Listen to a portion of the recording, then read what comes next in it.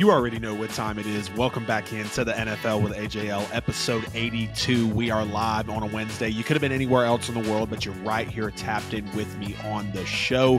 Appreciate y'all tuning into the show tonight. Of course, before we get started, y'all make sure to like and share that stream wherever you may be watching.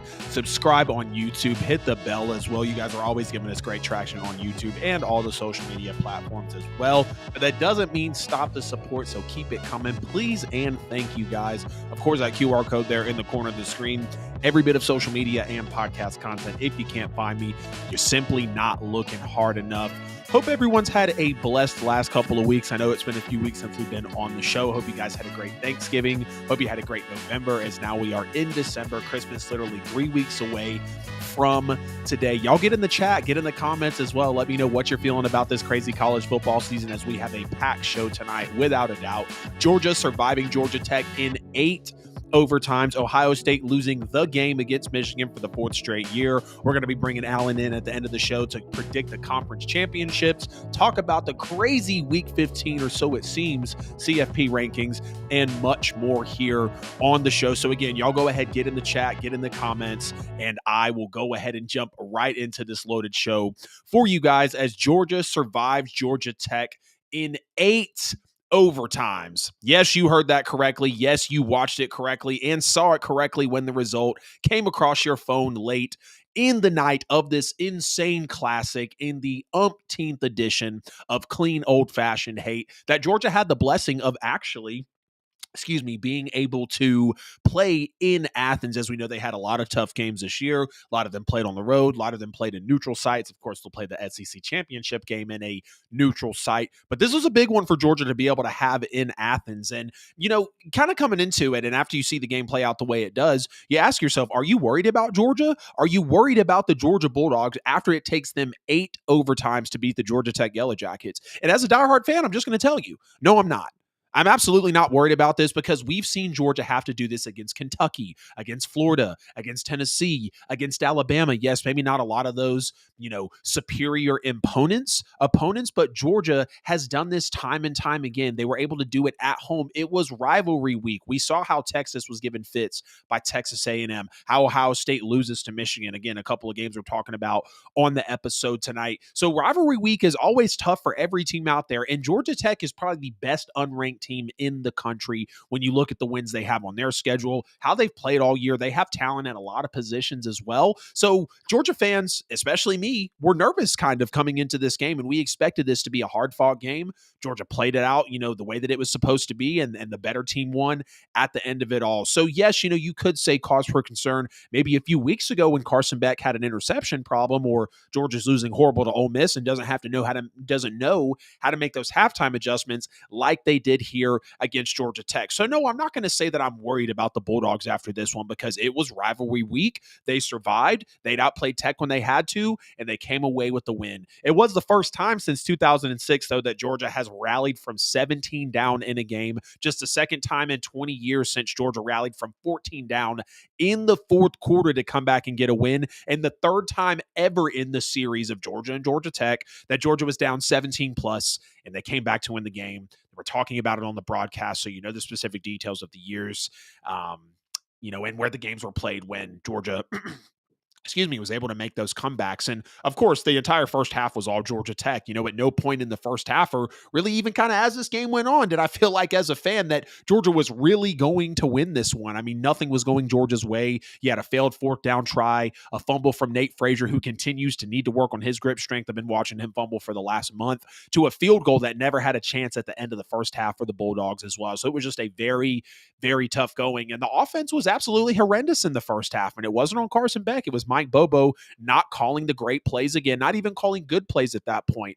First time getting shut out in the first half since 2019. Georgia Tech's defense was just extremely physical. Brent Key was absolutely out coaching Kirby Smart, and they just started to dial up the pressure on Carson Beck in the first half. No positive takeaways for Georgia other than the fact that maybe they only kept it a 3-possession game, because it felt like Georgia Tech could have had more points on the board at that point, but they didn't. We saw the multiple drops from Arian Smith, the other backs in the game, kind of a double drop from Dylan Bell to Arian Smith, imagining what the score could have been, what Carson Beck's numbers could have been for this game, for the season, if we didn't lead the country in dropped passes. And just as the game went on, I'm like, great, this is literally starting to look like the Ole Miss game. You had no defense. The opposing defense was getting whatever they wanted in space. I mean, whether it was the run game or the speed from Haynes King, Jamal Haynes, Eric Singleton, they were just absolutely slashing us on all aspects offensively and making the defense get caught out in space, bad tackling, just no confidence, no actual solidarity from this Georgia team defensively in this game. And I got to say, Kirby Smart really might be the best halftime adjuster in the world in any sport. And let me tell you why. Not only has he done it three times, not done it three times. We're talking about the series of Georgia coming back on Georgia Tech. So let me stick with the notes I have here. You're down 3 possessions, 17-0 at the half. You're at home. It's rivalry week. It's senior night. You're asking your seniors, is this how you want to leave the field? Is this the last effort you want to put out on this field? The college football playoffs is on the line. You're down 20-6 to start the fourth quarter. You're down 27-13 with 5 minutes to go. It really felt like the game was over at that point. Your 30-game home winning streak seems to be all but over. You're getting outcoached in every aspect, and you've shown the country that you can adjust like this and do this repeatedly. Versus Oklahoma in the Rose Bowl years ago against Baker Mayfield, against Alabama this year in the second half, against Tennessee, against Florida, against Kentucky, now again in this game. Kirby Smart is an elite halftime adjuster, and there's no way to look around it. We've seen it time and time again with this Georgia team, and as a fan, as people that are within this football program, it's an absolute luxury to have at your disposal. So you come out in the second half, and what's tough about the way you come out in the second half is you muff the punt after the 3 and out. But the reverse sweep by Arian Smith, really, I kind of felt like that was a big chunk play that really got this offense going, ended up ending in a touchdown drive to Oscar Delp. And I was kind of unsure why Kirby went for 2 points there. And some people are going to be out there saying, oh, well, you see, he goes for 2 points. It takes you to 8 overtimes. No. You missed a kick at the end of the second half that really doomed you. And yeah, I guess maybe if you just take the point there, you'd be in a better position. But I'm not going to definitively say that. And either way, Georgia ended up winning the game in the octuple overtime showdown. I thought Carson Beck also, his play over the last month has been phenomenal. No interceptions to his fault outside of the one that was tipped at the line of scrimmage in the Ole Miss game. Carson Beck in this game had a major 3rd and 8 conversion for Oscar Delp. To Oscar Delp, pressure was coming down the middle. I thought Beck was very calm, very collected. He had another beautiful touchdown pass to Dominic Lovett as well. Again, very calm, very collected. Over the back / the middle of really 4 defenders. You can see it on the broadcast. They kind of pointed out he's trying to float that ball into the back of the end zone, and he successfully does it. That's a throw that you make on Sundays. That's a throw that'll potentially get you drafted. I still don't know where Carson Beck can be graded or gauged in terms of draft stock now, how he's played for the last month, but he did lead the SEC in touchdown passes, and he has looked great over the last month in these big-time games for Georgia to come down and get these wins. So, really Carson Beck was almost perfect in the second half, if you ask me. I thought Carson Beck's scramble also to get inside the 5-yard line was really great with about a minute to go in the game. I really thought it arguably saved the game there. Cody, appreciate you getting in the comments. Arian Smith has bricks for hands. Yes, absolutely he does.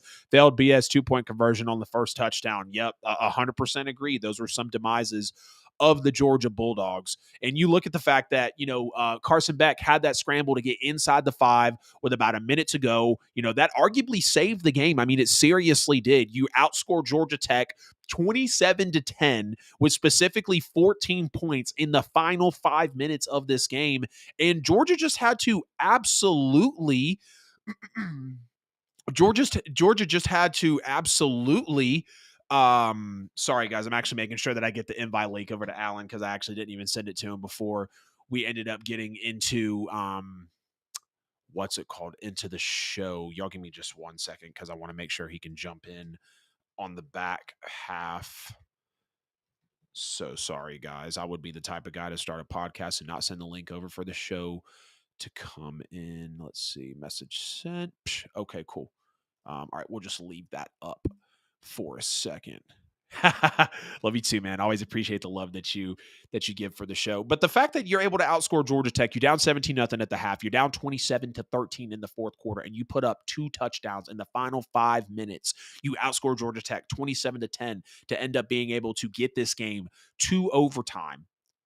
to be able to win this game in the 8 overtimes. I just love to see us come out and score immediately at the start of the first and second overtime. And then here it goes, the battle of the overtimes. Who can call the best 2-point play from the 1, the 2, or the 3-yard line, depending on the possible penalties or, whatever was going to shake out as these overtimes were unfolding. I really did think that both teams did pretty well outsmarting each other up until about the 6th overtime. I thought Georgia really should have won again on basically that double drop from Dylan Bell to Arian Smith. But I thought Georgia's defense was absolutely lights out, elite. Just very, very good in the second half and in overtime. I thought Kirby Smart dialing up the blitzes really changed it up and arguably won that game for Georgia in overtime. You have Dan Jackson coming in on the blitz, which was great. No penalties besides the 7th overtime one, and even then it was ticky-tack. You had Georgia Tech, smartly enough, confusing the Georgia defense, going out in a very different formation, and Georgia was trying to adjust to an insanely confusing formation that Georgia Tech, again, smartly came out in, and you have a little pass interference, whatever, so be it. They still don't score. And again, you still win the football game. Speaking of that man, Dan Jackson, I think he was the absolute MVP of this game when it mattered the most. He had that hard hit on Haynes King that caused the fumble that Georgia really needed with 2 minutes to go. Very questionable for them to not even think about that being called targeting. I know it wasn't called on the field, so I think it might have to be called on the field technically to be reviewed for targeting, but there was none of that. We do see Dan Jackson's helmet kind of pop Haynes King head up, so if I was a Georgia Tech fan, I'd be mad about it for sure, but SEC referees at its finest, we know what that entails within itself. And then the multiple blitzes in overtime that, again, Kirby Smart sent Dan Jackson on. So you just got to love it. Again, Carson Beck, no picks in his last 4 games.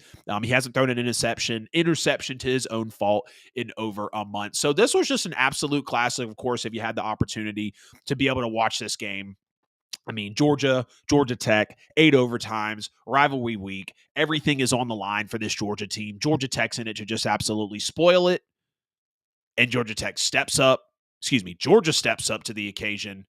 Kirby Smart rallies his guys. They play well. He plays a little bit of chess match in 8 overtimes, and Georgia is able to come away with the victory. Ohio State loses the 4th straight the game occasion to the Michigan Wolverines, except this is the absolute worst one on Ryan Day in Ohio State. And it's without question, at least in this 4-game streak, because the last 3 years, Michigan was a top 3, top 5, top 10 team in the country. Now, I don't care that Michigan came in at number 10 to start the season. They were getting respect from being the national champs last year and a little bit of talent that they have on their roster. We know they have a top corner. We know they have a top quarterback. But Michigan is bad right now. Horrendous. But they played the game on their terms with a walk-on quarterback running the football down Ohio State's throat with 2 of their top players out, with Ohio State being a top team playing the game in Columbus. I mean, need I say more for the historic meltdown of Ryan Day and the Ohio State Buckeyes? And I'm not here to jump on the hype train or really rally this all together, but I'm not going to say that Ryan Day's job should be safe. I'm not. And it's not because of the fact that he has 2 losses, because one of them was to the number 1 team in the country by 1 point. The point is, Michigan was very inferior. You have a $20 million NIL roster, the most expensive NIL roster in the country, and you still can't win the game. I want to address the fighting up front first and foremost about both teams. I'll keep it short and sweet. I did think it was a pretty classless act by both teams, and this is coming from a guy that bleeds red and black in college football for the Dogs. I bleed black and gold in the NFL for the New Orleans Saints.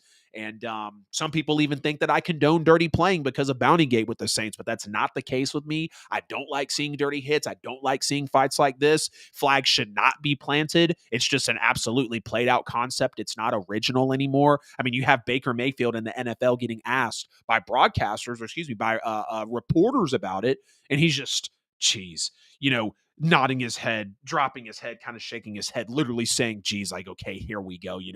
We're still hanging on to this type of thing. But, Ohio State shouldn't have came out swinging for the fences like it's a boxing match. Of course, Michigan shouldn't have tried to go and plant the flag like they did. But, hey, it's the game. It's an insane game that's played every year. It's like the Iron Bowl. It's like Texas A&M when it's warranted. It's like literally Ohio State and Michigan, like this game was. So I get it. It's rivalry week with so much on the line. But you have to hold your composure. I mean, pepper spray getting involved in a post-game college football player fight. Let's be real. I want to give a shout out to the gentlemen who were caught on camera, the four of them just kneeling, praying. Love seeing the presence of the Lord in situations like that, because really that's, where people need to turn to kind of, be able to regain their composure. And I even agree with the Michigan player who not only said it was classless, which I agree with, but you have to learn how to lose. It's on you for losing. You got shut out in the second half. You allowed a season-high 172 rushing yards. You had a season-low 252 yards of offense. You had a season-low 10 points. You got shut out for the first time in the second half this year. All the first for Ohio State in this game happened for them. Michigan was able to pull it off. And again, it's the worst loss for Ohio State under Ryan Day to Michigan in recent memory. You got a walk-on quarterback in Warren Davis. It's an unranked Michigan team. There was even a little bit of a quarterback dilemma earlier in the year. You were favored by 3 touchdowns. You're at home. And you come out, you let Michigan play the game on their terms in the trenches with the run game, as they have for years now. Like, was it really any question how Michigan was going to come out and play this game? No. You knew that they were not going to ask a lot of their quarterback. They were going to play great defense, which they did, and they were going to run the hell out of the football, which they did, to the tune of a 13-10 win and then upset of the number 2 Ohio State Buckeyes in Columbus for 2024. I mean, they really just started wearing down Ohio State's defense late first, early second quarter, drives with the run game. Credit Ohio State for slamming the door on 4th and 1, but that doesn't really do any favors for Will Howard turning around, throwing an awful interception right after that as well. And it kind of felt like in the Penn State game when he threw the pick 6, but then he controlled himself. He rebounded. They won the game. Now, Penn State really, kind of mailed that one in for Ohio State. But Michigan took control and was playing their level of football, and they scored a rushing touchdown very easily in this one, right after that interception from Will Howard. The patchwork O-line for the Buckeyes, it showed its ugly head in this one. It was praised weeks ago, and now we see that it is something that was really their demise in this game. Makari Page blowing up Will Howard on the 3rd down scramble in the second quarter was another example of just Michigan stamping their brand all over this football game.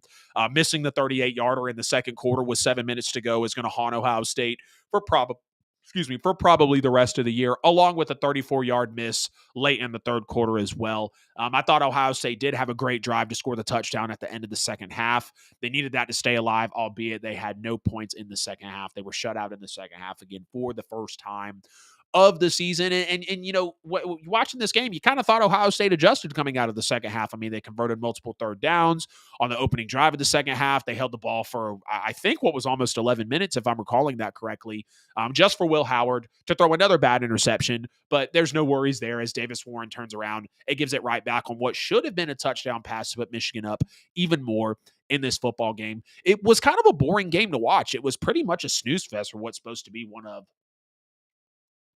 the best games of the year. Maybe not a snooze fest so much for Michigan fans, or if you're a real fan of the sport, because you knew the type of upset that it was going to actually provide for the committee as they come out with the rankings as well. But I thought, both quarterbacks had fairly poor quarterback play in this one, both throwing 2 very bad, very poor decision interceptions. But call me crazy. I feel like Davis Warren seemed to be able to make plays just a little more often than Will Howard did when he needed to. Ohio State's defense wasn't able to make enough plays. They weren't able to get enough stops. And with Michigan pounding the football on the ground all day long, again, 172 rushing yards given up by Ohio State most of the year. You guys remember when Ohio State struggled again with Nebraska, they had that glaring issue. They had 77 yards rushing in this game as well, but except it came back to bite them in the ass and they lost. And Michigan took note of that after Ohio State played Nebraska, was not able to run the football at all, even though they were they didn't run the football at all, even though they were running it fairly well, which is a very confusing point, kind of like Miami did this weekend against Syracuse. And Michigan saw that. They took note. They replicated it, but to the tune of a win. I thought Will Howard was pretty bad on the final drive of the game as well. Michigan's defense was really just dialing it up and getting after him, so there was no real big takeaways there for Will Howard. I thought he had all of his throws on the last drive were really inaccurate outside of one, I think, completion. So here you have this game finishing out. I mean, it's 10-10 halfway through the fourth quarter when it could be 17-16 Michigan, all things considered, with the two missed kicks from Ohio State and the fact that Davis Warren threw an ugly interception. I think it was Jack Sawyer when uh, Gus Johnson just absolutely goes crazy over the interception. But y'all get in the chat, get in the comments. Let me know what you think about Ohio State losing the fourth straight to Michigan. Should Ryan Day's job be in jeopardy? I slightly think so, because this was just an inexcusable loss, again, at home, favored by 21 points. You have the most expensive NIL roster. You are the superior, the clearly superior team. There's no excuses. It wasn't a Jim Harbaugh issue. It's a Michigan Wolverine issue. And you lost to this same team, but more importantly, the same coach who was subbing in last year in Sharon Moore when Jim Harbaugh was serving the suspension. You lost to this team, and you come out and you lose to them again. So it's like, if not now, then when for Ryan Day? Will Ohio State be able to get it done? Because now you look up and they've got two losses, like a Georgia, like a Miami, like these other big-time two-loss teams that are in the 12-team bid in the college football playoff bracket. But I want to know what y'all think. Get down in the comments and sound off as Michigan upsets Ohio State for the fourth straight win in the game in college football. Texas holds off Texas A&M 17-7 in a little bit of a boring game, an interesting game as well. Texas will go on and play Georgia in the SEC championship game in 3 days this Saturday, December 7th in Atlanta, Georgia, 4 p.m. Eastern time. But let's focus on the game that we have at hand here. I thought this was absolute domination by Texas's defense, allowing no defensive points to really what can be a very explosive Texas A&M offense. You saw me talking on the channel a month ago. I was like, can Texas A&M really come out and win the SEC the way that the whole SEC was looking at the time, especially Georgia, Alabama? Nobody was really giving Ole Miss the credit. Tennessee was kind of and Texas A&M came out, had that big Marcel Reed game against LSU, and the rest was just kind of history. It felt like, we really thought Texas A&M was going to be able to make a run, and it's games like that I'm mentioning, the very explosive offense that Texas was able to shut down. And, both of those really showed with Texas A&M driving down the field, to start this game off, just for Texas to stand them up on fourth down deep in their own territory. And then Michael Taft with a nice interception as well on Marcel Reed deep in Texas's territory after the deep ball. So just that Texas defense shining again, even though that the Texas A&M offense was able to come down and kind of make some plays. There were some questions about Quinn Ewers' ankle in this one, but I think those were answered very early and actually kind of often in this game, as Quinn Ewers was pretty athletic in this one. He had a long scramble early in the first quarter that really could have went the whole way. It seemed like he came up maybe a little bit gimpy, but nonetheless, he was able to do just fine. Arch Manning is absolutely scary. I'm already foreshadowing that this guy might win the Heisman next year in his sophomore year of college football. Had a very nice play call that Texas dialed up for him. Arch Manning, the option for the touchdown run, going left. And Manning with speed. I mean, just a huge guy, runs with power, able to keep his balance, dive over the pylon. That's going to be an absolute weapon for the Texas Longhorns next year, and it's probably going to put Arch Manning at the top of a lot of draft boards if he decides to go after his second year. I think it'd be smart for him to maybe play 2, if not 3 years, just to really see how it's going to be. But him starting all year next year for Texas, barring that he doesn't hit the portal, which I don't think he will, is going to be absolutely crazy. But it felt like you expected more from this offense in the Texas Longhorns. They go up 14-0 in the middle of the second quarter, and then they're up 17-0 at the end of the first half, just for absolutely nothing in the second half. I mean, Texas, I felt like got in space a lot this game. The offense looked really good. I thought they ran the ball well. I thought outside of Quinn Ewers' pick 6, which was kind of weird also, that was really the only highlight for Texas A&M in this one, alongside the strip sack of Quinn Ewers at the end of the third quarter too. So it's just, You thought Texas would have came out and done more. I mean, genuinely, Texas was. I mean, they came out and they looked good early on. They looked really good early on, and again, they were in space. They were running the ball well. They were calling great plays. I thought Sarkisian was doing a very solid job. And you even thought Texas A&M was going to come in and kind of make it right in this game. Cause chaos, go to the SEC title game as I don't know, maybe outside even the top 15 or definitely outside the top 12. Maybe a head scratcher with what the committee's done lately, and had a chance to play in this SEC title game against Georgia. I would have rather preferred Texas A&M. I think Georgia would beat them no problem. But anywho, you thought they were going to make it right. They blocked the punt. Texas's defense again stones the Aggies on 4th and goal after that. And I mean, it had absolutely no chance. Texas snuffed that run out from the very beginning. I think Marcel Reed has a lot of potential as a quarterback. I really do. He just really needs to control his turnovers. He had 2 in this game, a fumble and interception, and then another fumble that Texas A&M thankfully was able to recover. But Marcel Reed just kind of feels like he has that fearless gunslinger mentality behind him. He's very athletic. We saw what he was able to do against the LSU Tigers when he had his kind of takeover for Connor Weigman. We could, possibly see Weigman hit the transfer portal. We're definitely going to see Marcel Reed, I think, be that future signal caller at Texas A&M, barring that again. I feel like you have to say this with every player, barring that he does not hit the transfer portal as well. And again, when you just look at, not even the box score, but when you just dive deeper into the numbers for this game, Texas had 248 rushing yards. One of their running backs, Wisner, had 186. 6 yards per carry as well. 9 more minutes of time of possession, less penalties. They were great on 3rd down. So you really would have thought that they won this game going away. But Quinn Ewers' turnovers and the offense stalling out multiple times, it kind of makes you wonder if Texas can put away big-time games. They haven't played a lot of big-time games this year. We've seen them struggle in some close ones. I think that's all kind of due for everyone in college football in this season where everything's new and, kind of a lot more people, not kind of, a lot more people do now than ever have a chance to get in and compete in the playoffs and compete in the national championship. But we haven't seen Texas do that this year. We have not seen Texas really put a game away. And in the one big game they played against Georgia, they got blown out on their home turf. So I guess you could say the opener versus Michigan, if you want to give them credit for that, because Michigan was, ranked number 10 early on in the year. And then on the road against, or the win against Oklahoma. But I mean, we look at those teams now. I don't think anybody was really fearing those teams as the times went on throughout this college football season.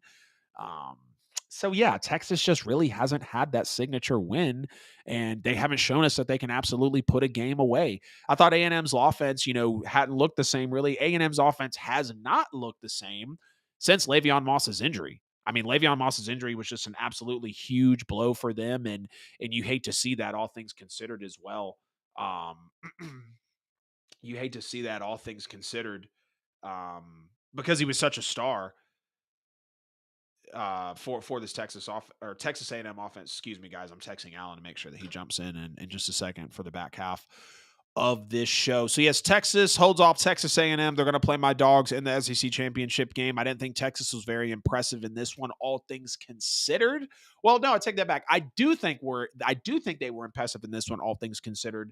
Because again, 248 rushing yards is nothing to scoff at. You go up early 17-0, but you do have those mistakes from your quarterback. You do have those concerns about if this offense, if this team, this program is able to really win the big game when it matters and just, compete at a high level like they're going to have to in the SEC championship game. And, even if they lose that game, they're going to go forward and make the college football playoffs as well. Miami falls to Syracuse 42-38.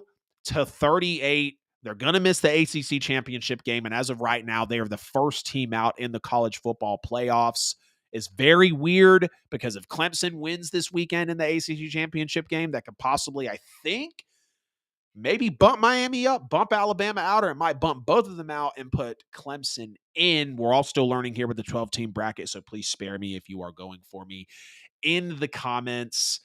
We see Alan just jumped in not too long ago, going to finish up this Miami-Syracuse segment, and then we will bring him in after we hit the sponsor break. But Miami falls to Syracuse, again, 42-38. They're going to miss the ACC championship game, probably miss the playoffs in its entirety as well. And you got to ask, was this Miami's ending all along? Unfortunately, I do think so. Yes, it's the number one offense in the country. Yes, they have a Heisman candidate in Cam Ward who looks absolutely fantastic. Jacoby George, Damian Martinez, Isaiah Restrepo. But outside of that, there is no defense. Mario Cristobal goes up 21-0 unanswered, gives up 21 unanswered. Now, not Mario Cristobal specifically, but his team was outscored 42-17 after you're up by 3 possessions in Syracuse's house. And we saw Miami struggle all year against the Cows, against the Virginia Techs, against the Georgia Techs when they ended up eventually losing, against the multiple stretches around the Cal and Virginia Tech games where they weren't playing well and where they weren't able to where they weren't able to, confidently win these games and convince others, clearly not the college football playoff committee because of where they had them when the rankings came out. But I do feel like this was Miami's ending all along. And I'm not trying to be a Miami hater. I like a lot of the players that they have. I like them as a team. And I think they'll have a lot of guys playing on Sundays. But when it came down to it, the Georgia Tech game was hideous. This game ended up being hideous as well. They played about 6 ugly games this year and only came out with a 10-2 record. So I guess all things considered, they do have something special over there in Miami. I do actually think that they have something special over there, but we'll wait to see what happens next year as Cam Ward's going to go to the NFL draft. You look at the box score and you immediately know, okay, another shootout for Miami, and Cam Ward wasn't able to save them this time. Again, the offense wasn't able to save them this time. Again. And knowing Miami blew a 21-0 lead on the road is insane as they're outscored 42-17 the rest of the way. It seemed like the top offense in the country was going to punch its way to the ACC championship game. They were steamrolling an inferior team to them. Maybe they finally got it right. It was quick. It was early. Cam Ward, 184 yards, 2 touchdowns in the first half. George, Restrepo, Martinez were just getting whatever they wanted offensively. And after the first quarter, it was all over for Miami, really. Syracuse scored on 5 of their last 7 drives to win this football game. Miami's offense goes absolutely cold. Syracuse comes back with their own 21 unanswered, like I said earlier, showing the country that Miami's defense has been bad all year long. It's regressed and deteriorated every single week. The secondary was absolutely suspect against Pena, LaQuint Allen, Meeks. Meeks himself had 2 one-on-one touchdown catches against 2 different defenders. So he was cooking half the secondary, essentially. The game was a kind of a great watch, to kind of see the back and forth, and then these teams just in a real shootout to decide an ACC title game, which Clemson and SMU are going to end up playing in. Syracuse fumbles, Miami turns around, they return the favor, gift wrap Syracuse to scoop and score, which kind of felt like the difference in this game for them for sure. That one mistake, and outside of that, Miami only got sacked 1 time. Miami only had 2 tackles for loss on them as a team. So, you look at those stats and you're like, damn, Miami kind of held up, except on the defensive side of the ball. I thought both of the secondaries in this game were pretty bad as well. There were multiple PIs, just big play after big play from each quarterback through the air. It was kind of a Kyle McCord, Cam Ward duel to end the season possibly for both of these teams. And Miami just couldn't get a stop to save its life after kicking the field goal to make it 42-38. Syracuse just literally ran the ball down Miami's throat the entire last drive for the win. Again, just 1 sack, 2 tackles for loss against Miami. So you kind of feel like Miami controlled the line of scrimmage when you look at that aspect. They even had 11 pass plays that went for 15 yards or more and 3 run plays that went for at least 15 yards as well. Miami averaged 5.4 yards per play in the second quarter after averaging 10 yards per play in the first quarter. Third quarter was a little better. They get up to 6.3 yards per play then. Miami was 1 of 3 on third down in the second quarter, and then they also couldn't sustain drives as Syracuse held the ball for 9 minutes in that period.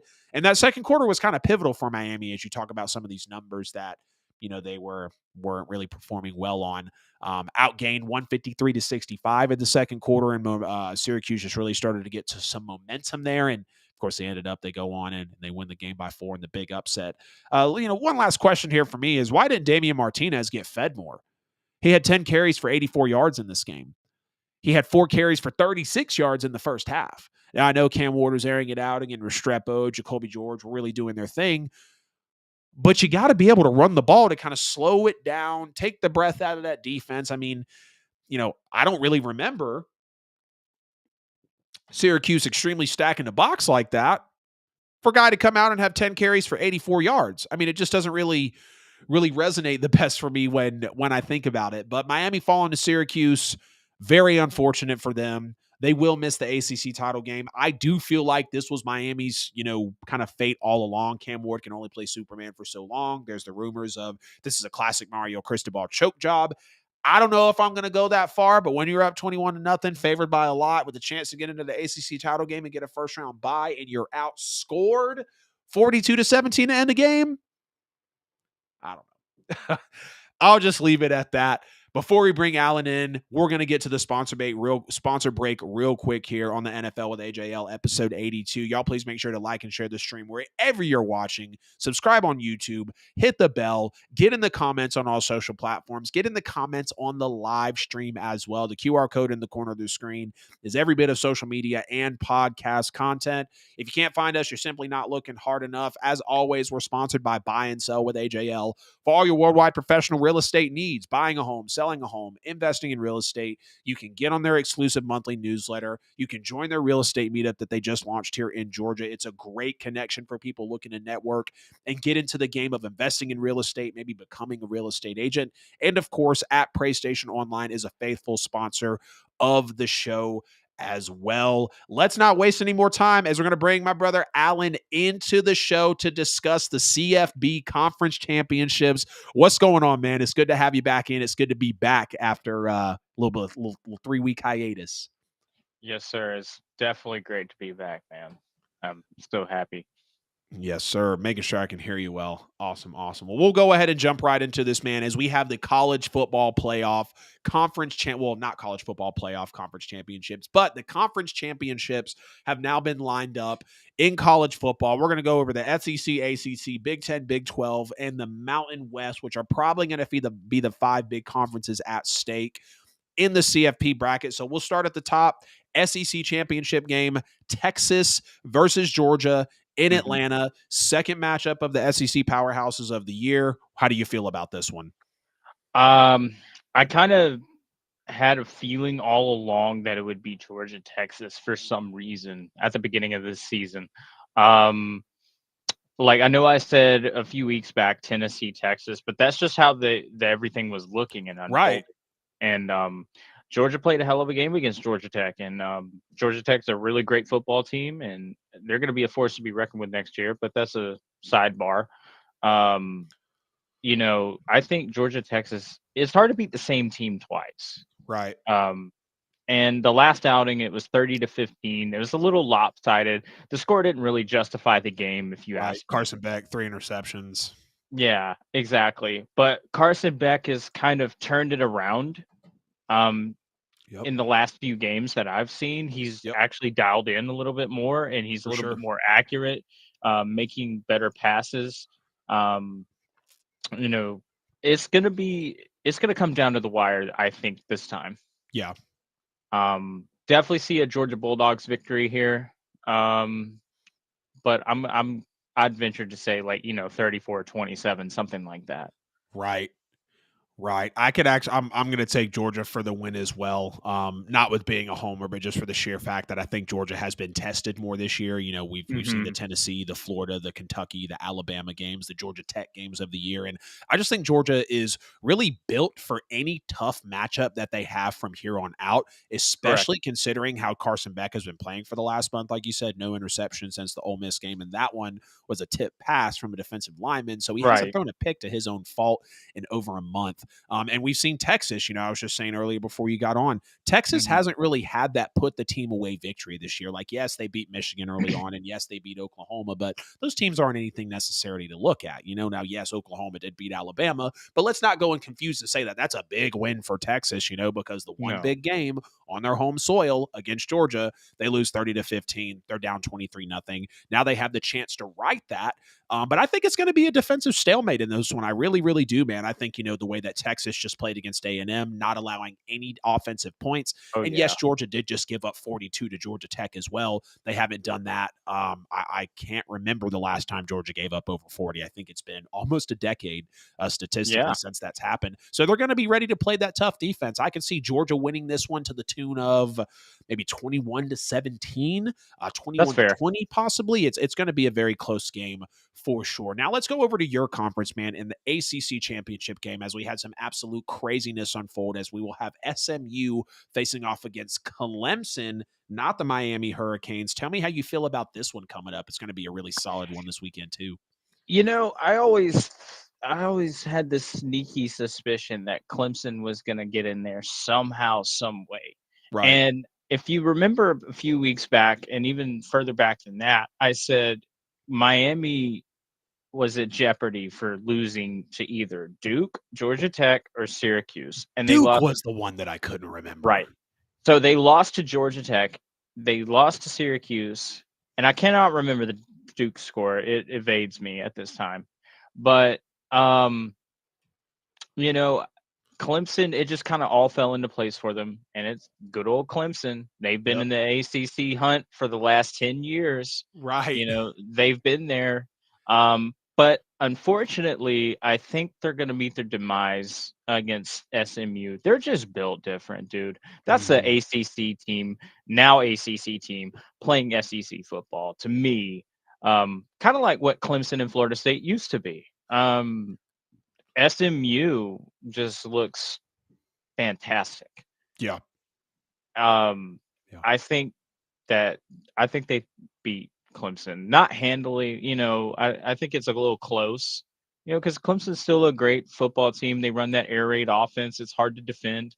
But ultimately, I think the Mustangs get the victory in this one, and I'd be happy for them. Yeah, it would be a big time win for SMU, no doubt about that, man.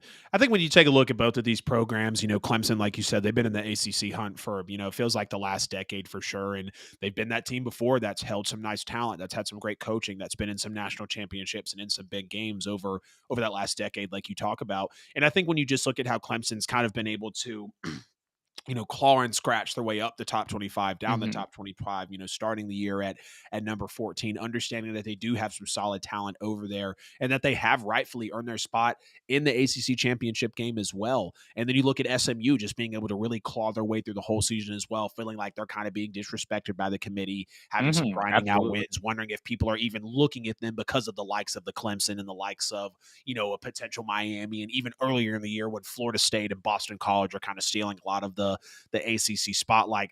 I'm going to take Clemson to win this one. I think it's going to be another close one as well. It's going to put Clemson as one of those top 4 seeds, and they will get the bye in the playoffs, which will feel crazy, or maybe they'll come in at that 12. Let me take a look real quick at the screenshot that I have here of the rankings, because it is kind of weird. And I know we're going to talk about the rankings here in a minute, but if they win with where Clemson is, yeah, because Clemson's not even the first or second out. So that's going to be so interesting to watch Clemson jump up, outside of the top 15. They would probably come in.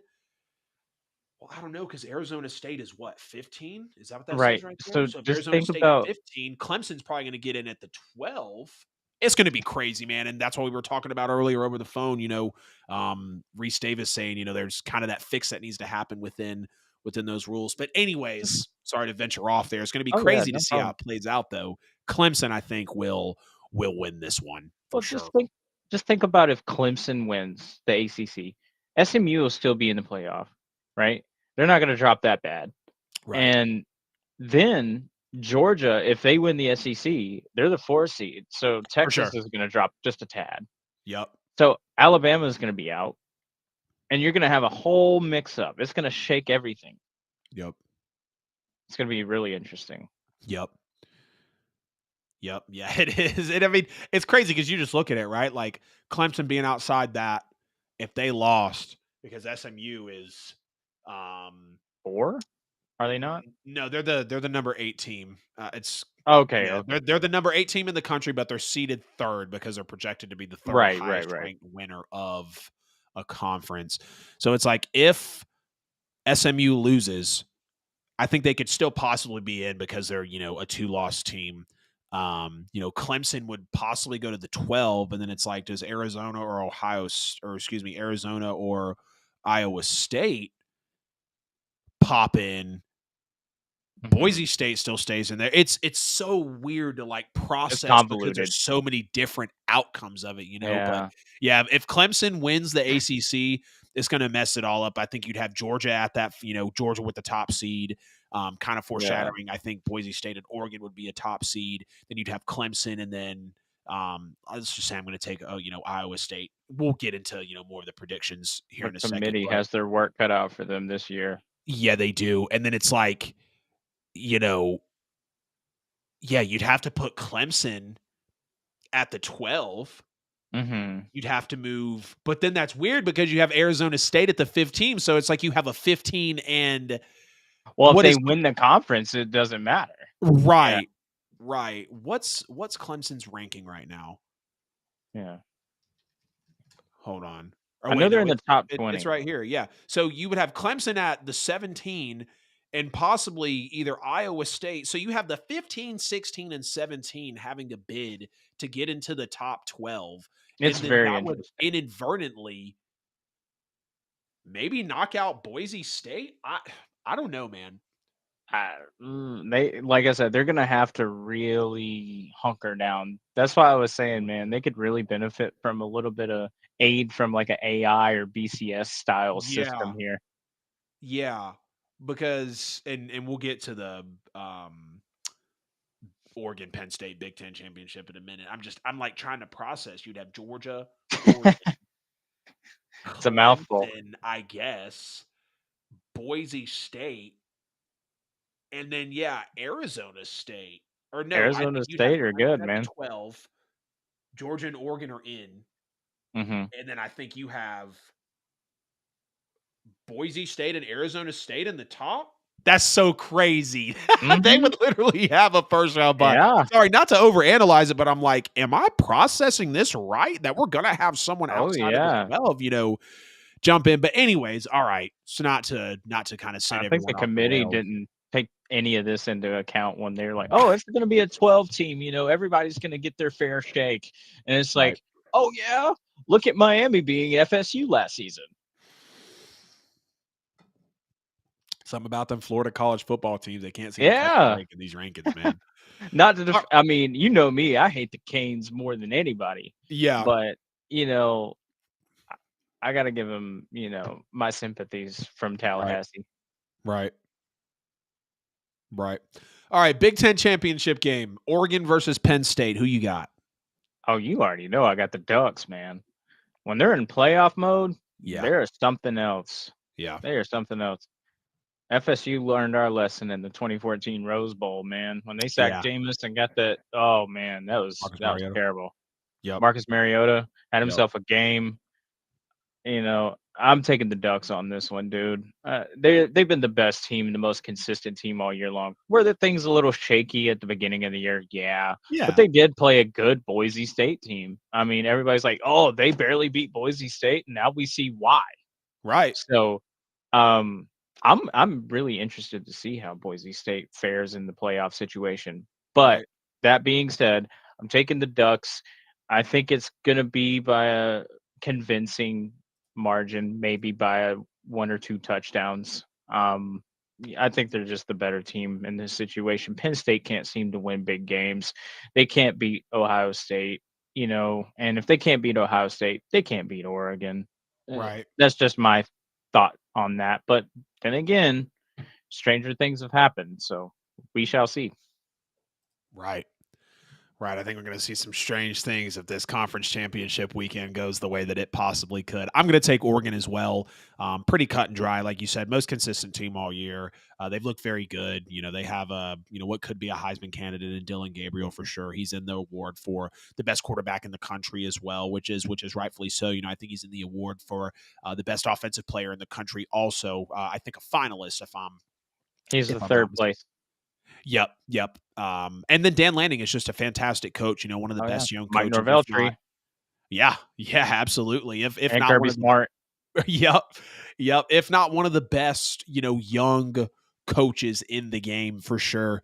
And just with everything that I've seen from Penn State this year, just not super impressive. I feel like in the games where they really could have won over some Mhm. of that favoritism from the committee, which I think they still have, or, from outsiders like us looking in and watching the game. Very bad game plan against Ohio State. And then when you just look elsewhere on their schedule, you just kind of wonder, is there that real signature game, that signature win, that signature, Right, okay, exactly. right, kind of like with like I was just saying with Texas, I mean, you take a look around on their schedule and it's like, okay, they struggle with Minnesota on the road. Of course, they lose to Ohio State by 3. They almost, by 7. They almost lose to a bad USC team on the road. They have to inch it out, in overtime against them. And I'm not going through and nitpicking their schedule, but I just think they're going to be really outmatched in this game. And I think we could see a blowout, Alan. I think we could see a 35-14 type of outcome with the Ducks. I would disagree with you. Say again. I said I would not disagree with you. They just don't have the faculty to keep up with what Oregon has to offer. They're explosive on defense, they're explosive on offense, Yep. And everybody wants to talk about the Wisconsin game a few weeks back, and I'm just like, Wisconsin's not bad. No, they're not. And they're a Big Ten team at the end of the day. Right. So. And Oregon had to get their offensive line right earlier in the year. Exactly. We all remember that. They looked a little shaky, but there were a lot of people that were looking shaky at the beginning of the year. And now here we are. Oregon still an undefeated team at the top. The only undefeated team left in college football, actually. Yeah. Big 12 championship game. Oddly enough, Arizona State and Iowa State. Colorado misses the cut, and I wanted to see those Buffs possibly have an at-large bid, in this college football playoffs. Tell me how you're feeling about this one. Man, so I was texting you, I think it was last week, about the possibility of 4 teams in the hunt: BYU, Colorado, Iowa State, and Arizona State Sun Devils. And I was just like, man, wouldn't it be something if Arizona State and Iowa State got in there? And lo and behold, that's what we got. And I'm all about the underdog. You know me. Because BYU has been the most consistent all season until they dropped 2 games in a row. Bad. Yep. And then Colorado loses some games they could not afford to lose. Yep. And they got a Shadur. They got a Travis Hunter. They're great. I love watching them. They're fun to watch. Yep. Deion's a good coach. But ultimately, Arizona State, Iowa State are the best teams in the conference to me. Yep. They passed the eye exam. They've had a pretty decent schedule. I think Iowa State stayed undefeated for a while before they they got their first few losses. So I think they only have 2. Correct me if I'm wrong. But I just, I think it's going to come down to the wire in this one again. They're really talented teams on both sides. Right. I think my gut's telling me Arizona State in this one. Because they've just been playing some really clean football the last few weeks. Yeah. Yeah, I can agree with you on most of those points. However, I think I'm going to go the field and take Iowa State in this one. I think it's going to be a great Big 12 showdown. I think it's going to come down to the wire as well. I think both of these rosters are talented. Clearly, as you said, being some of the best teams, the 2 best teams in the Big 12 as they will play for the championship. I'll take Ohio State here, and then to finish it out, the Mountain West Conference Championship game, UNLV versus Boise State. It's crazy to think that teams like SMU, Arizona State.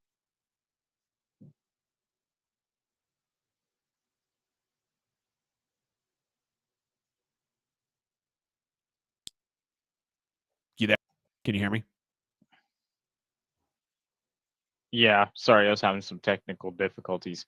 No, you're good. It's amazing to me to see UNLV in a Mountain West championship.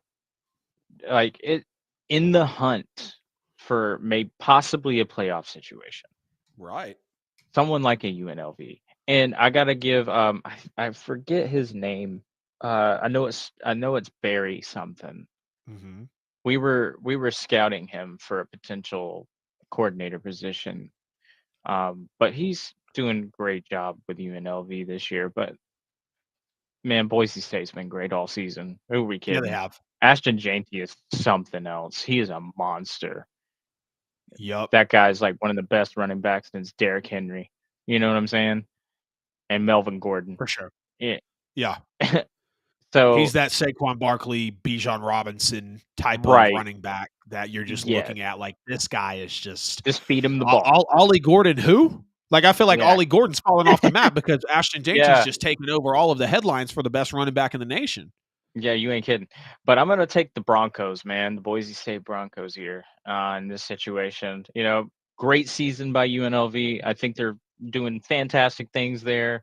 I think their coach is gonna get a bigger job somewhere else sometime soon. Um, but I'm definitely going with Boise State on this one. I'll take the Boise State Broncos as well. I think it's going to be another big game for Ashton J&T. A lot of people are saying, "Oh, well, they're not playing anybody." Ashton J&T is, just running through, high school and low-level college players. Well, tell me why he has the best Heisman argument for any running back that's won the Heisman here That's lately. true. By That's very over true. 1,000 yards, by over 10 touchdowns, by over many yards per carry. I mean, it's crazy, right? And I just think that's really going to be able to carry Boise State throughout this game, and I think they'll win fairly handily. Now, I do think UNLV will come to play. You're going to think, I think outside of Oregon State, Penn State, I think you're going to see a lot of good games this weekend that are going to be very close. I just think Penn State is the most outmatched team of the weekend, Yeah, unfortunately. Oregon's got their number for sure. Yeah, for sure. I think that could be a disappointing one that some people, we might see them complaining about it. All right, Alan, we have the absolute chaos of the weekly college football playoff committee rankings. So, we're going to discuss the rankings here. We're going to bring the bracket up on the screen for people to be able to tap into. So I'm going to go ahead and generate it here real quick for us. And we're going to go ahead and chop these things up like we have week after week. Let me take this down real quick so we can pop that out of the bottom. That is perfect. All right, there we go. And I know it looks a little fuzzy on the screen. I was trying to get a good image, but for some reason it just was not cooperating with me. We can make it out. Say again.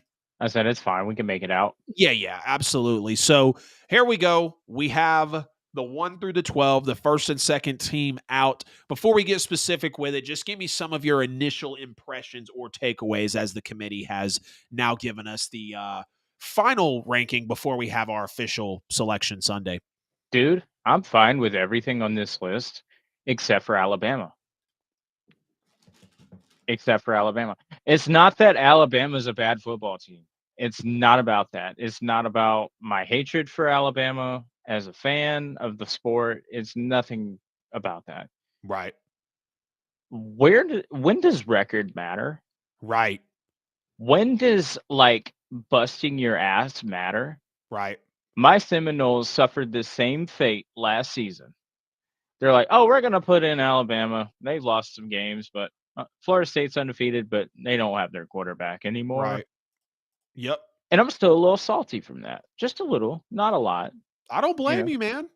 But the committee they screwed it again. And Booger was right with everything he was saying. He's like, when does this matter? When does winning games matter? I know Miami doesn't have the top 25 wins Alabama has. I know that.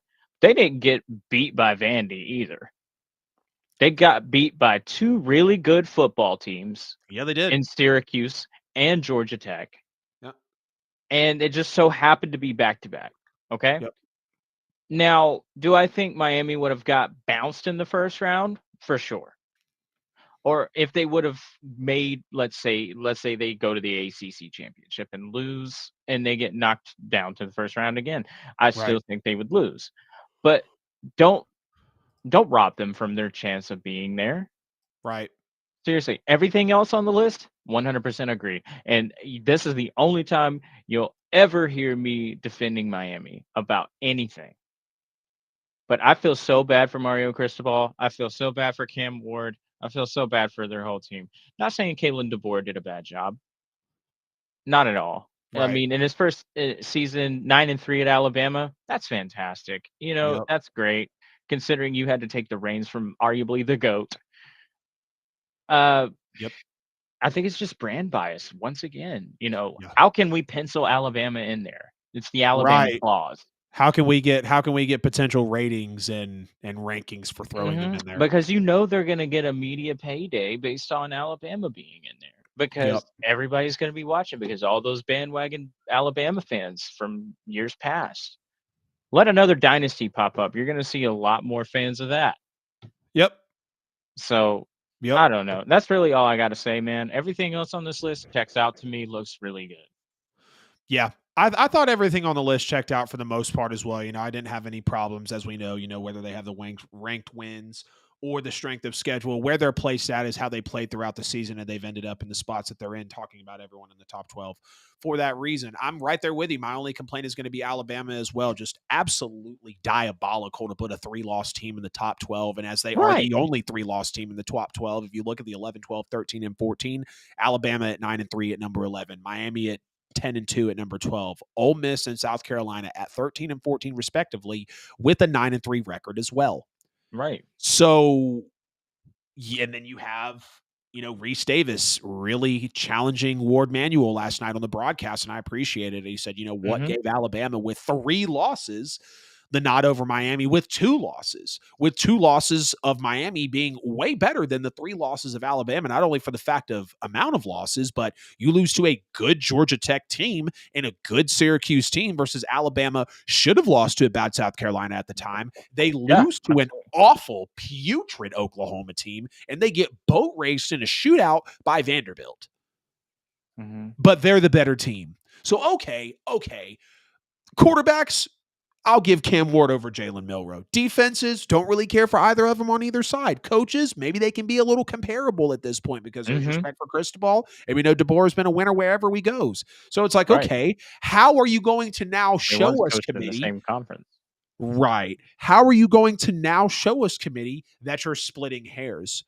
Oh, by top 25 wins and then by wins with teams above 500. Okay, so even though one team has better losses and less losses, you're still going to take it a step further and split hairs that way. It's just, I don't feel bad for Miami fans because I think their season played out the way that it was going to, like I said before I brought you in. But knowing that they are that 2-loss team and knowing that their resume is just better. Now, yes, Miami did struggle with the Cows and the Dukes and the Louisvilles and the Virginia Techs of the world. So maybe that's where the committee brings it in.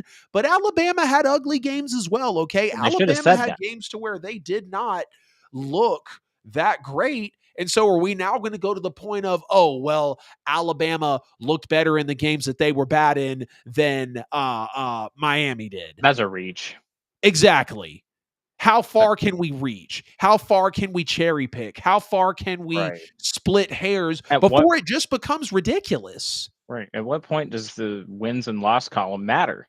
Right. That's my question. Yeah. At what point do you get, is it after points per game? Is it after average yards of offense and defense? Is it after, wins and losses against mutual opponents? What is it? What's the criteria? I would love to know. Yep, I'm right there with you. I could even argue, Miami should be ahead of them for sure. And I could even argue that you should give that spot to possibly South Carolina. When you look at South Carolina's schedule, South Carolina beat Vanderbilt handily, who beat Alabama. The back half of the season, South Carolina upset Clemson. South Carolina upset Missouri. South Carolina almost beat Alabama. They should have. Yeah. South Carolina at the time upset Texas A&M. So the resume. Yeah, South Carolina for South Carolina versus show me a game from Alabama that you're interested in. Are you going to tell me 34-0 against Mizzou? Are you going to tell me that they boat raced an average LSU team that's kind of no different from last year because they don't have a defense? Are you going to try to wow me with a win over a bad Auburn team? Or no, we're going to look at the fact that they lost to Tennessee and lost to an unranked Vanderbilt in Oklahoma. So I don't know, man. The committee pivots. They're not consistent every single week. And just like with I think they're learning alongside us. Say again? Just like with the Florida State scenario. At first, they didn't say because of Jordan Travis, they didn't make the playoffs. That's not what they said at all. They just thought, oh, well, Alabama seems to be the better team, da-da-da-da-da. They got the better resume, strength of schedule, da-da-da-da-da. And then they come out a week later, Boo Corrigan comes out and says, oh, well, it's because of Jordan Travis. So which is it? Right. So what's your narrative going to be next week? Right. For Alabama being in there. I hate it, That's man. all I got to say, man. I'm flabbergasted. Right. South I hate Carolina it. or Miami were the most deserving teams in this situation. Ole Miss, they screwed it when they lost to Florida. Yep. Yep. They sure did. They sure did. All right, let's take a look at some of the best matchups, and then we'll predict this bracket before we get out of here. So, out of the first round, well, actually, no, we'll just predict the bracket. Honestly, if you're okay with that, we'll just kind of take it all the way through. We know we missed the last couple of brackets, so we originally had an Oregon Georgia national championship. Then we had a potential Oregon Ole Miss national championship. Now we will take it from the top: Arizona State or Penn State. Ooh, tough. Depends on what Arizona State shows up, but my gut's telling me Penn State for some reason. Yeah. Yeah, because they're the Big Ten team. They'll be at home. I'm gonna tilt, my cap that way because it is Big Ten versus Big 12 in that situation. Not that Arizona State's bad. It's just something in my gut's telling me Penn State by a close margin. For sure. I'm going to take Penn State as well. 24. Right. I'm going to take Penn State as well in this one. Tennessee going to Ohio State. Whew. That's going to be my favorite matchup at this whole column. I ain't even going to lie. Yeah. I'm going to go with the Vols on this one. They play the harder schedule. Wow. Yeah. Wow. I got the Volunteers on this one. I mean, Ohio State, they dropped that game to Michigan. They almost dropped a game to Nebraska, and they dropped the game to Oregon, the best team in this whole column here. Right. So I'm taking the Vols, all things considered. They beat Alabama. So yeah, I'm shocked there. I would actually take Ohio State in kind of a redemption game here for them to be able to get it right. They're in Columbus. They feel absolutely awful and embarrassed about the Michigan game. I think this game could show kind of characteristics of the Michigan game because Tennessee does have a Dylan Sampson who can run the hell out of the football. They do have an explosive offense, unlike Michigan, and they have one of the best defenses in the country as well. I would take Ohio State to win this one narrowly, though, in probably the best matchup of the weekend. Alabama would go to Notre Dame, a rematch of the national championship from about 15 years ago. Yep, 2012. Yep. Taking the Irish. Oh, Notre Dame at home. You just want that 9-3 Bama team to just piss off out of the bracket. Well, don't you? not just because of that, but I think Notre Dame is a really good team. They messed up in that Northern Illinois game, and they know it. They made some bad decisions on play. They could be 12-0 right now. They could be 12-0 right now, and I think Notre Dame, they're dangerous. They're scary. I mean, it's not saying much, but they freaking thumped my Seminoles bad in South Bend. South Bend is a hard place to play. Right. It just is. So I'm going to take the Irish. It's going to be a narrow victory, though. Very narrow. Alabama is a great football team. Like I said, they don't really have a secondary. They have a pretty good offense.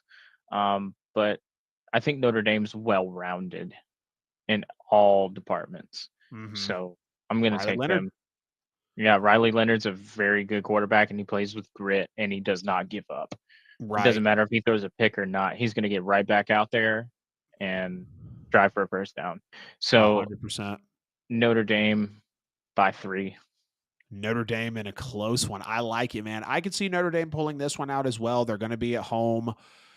They've only lost one game all year. I might have to lean Notre Dame with you on this one, man. I was originally thinking Alabama just because I feel like I like the personnel and the overall kind of packages and playbooks that Alabama brings to the table. But with the way that they've looked, struggling with the 3 losses, they don't belong here anyways. Notre Dame has something to say about it. I would take Notre Dame. My gut is like, do you really want to go that way? But I will side with you and actually take Notre Dame in this one. And then my Bulldogs would be hosting Indiana in Athens.